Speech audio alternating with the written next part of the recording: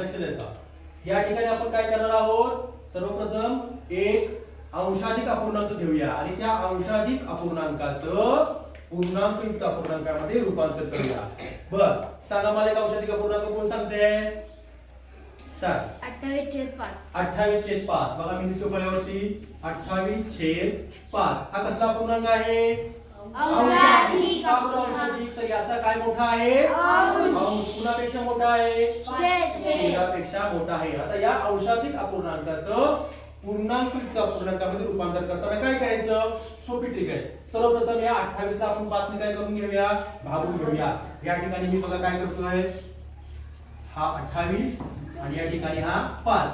5 ने 28 ला भागूया डायरेक्ट. 25 भाग गेला. किती उरलं? 8 मधून 5 गेले 3 उरले आणि 2 मधून 2 गेलं 0. तू पुढे लक्षात ठेवा काय करायचंय, तुमचा जो भागाकार आलेला आहे म्हणजे जे उत्तर आलेलं आहे, उत्तर किती आले भागाकाराचं? 5 ही पूर्णांक संख्या आहे. पहिल्यांदा इथं 5 घ्या. घेतला. 5 घेतल्यानंतर आपल्या अपूर्णांकाची लिहायची जी रेष आहे ती आडवी रेष मारून घ्या. मारली का? या केलेल्या भागाकारामध्ये जी बाकी उरलेली आहे, बाकी कुठे असते? किती उरली आहे? 3. बाकी कुठे घ्या? अंशस्थानी घ्या. अंशस्थानी घ्या. घेतली का? त्यानंतर ज्या संख्येने आपण भागलेलं आहे म्हणजे आपला जो भाजक आहे, भाजक किती आहे? 5. तो भाजक कुठे घ्या? खाली घ्या. बघा या ठिकाणी तुम्ही या अंशाधिक अपूर्णांकाचं रूपांतर पूर्णांकयुक्त अपूर्णांकामध्ये झालेलं आहे आणि याचं वाचन कसं करायचं सांगा बरं मला? 5.3/5.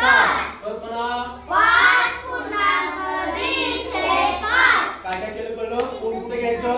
सर्वप्रथम जो भागाकार आलाय तो कुठे घ्यायचा? पूर्णांक संख्येच्या जागी. जी बाकी उरलेली आहे ती घ्यायची अंशस्थानी आणि ज्या संख्येनं भागलंय तो भाजक घ्यायचा छेदस्थानी. कुठे घ्यायचा? छेदस्थानी. अशा पद्धतीने आपण एका पूर्णांकयुक्त संख्येमध्ये एका अंशाधिक अपूर्णांकाचं रूपांतर केलेलं आहे.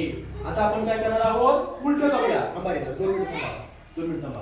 आता यामध्ये आपण काय करणार आहोत, तर पहिल्यांदा हा संख्या घेणार आहोत. कोणती? पूर्णांकयुक्त संख्या. 5.3/5 घेतली का? आता ही कसली संख्या आहे? पूर्णांकयुक्त अपूर्णांक आहे की नाही? याचं रूपांतर आता आपण अंशाधिकमध्ये करूया. ह्याची पण सोपी ट्रिक आहे. काही करायचं नाही. सर्वप्रथम छेदस्थानी कोण आहे? 5. पूर्णांक किती संख्या आहे? 5 ही पूर्ण संख्या आणि छेदस्थानी असणारी 5 या दोघांचा काय करायचा आहे? गुणाकार. म्हणजे 5 गुणिले 5 केला. यांचा गुणाकार झाल्यानंतर त्यामध्ये वरचा जो 3 अंश आहे तो काय करायचा आहे? मिळवायचा आहे.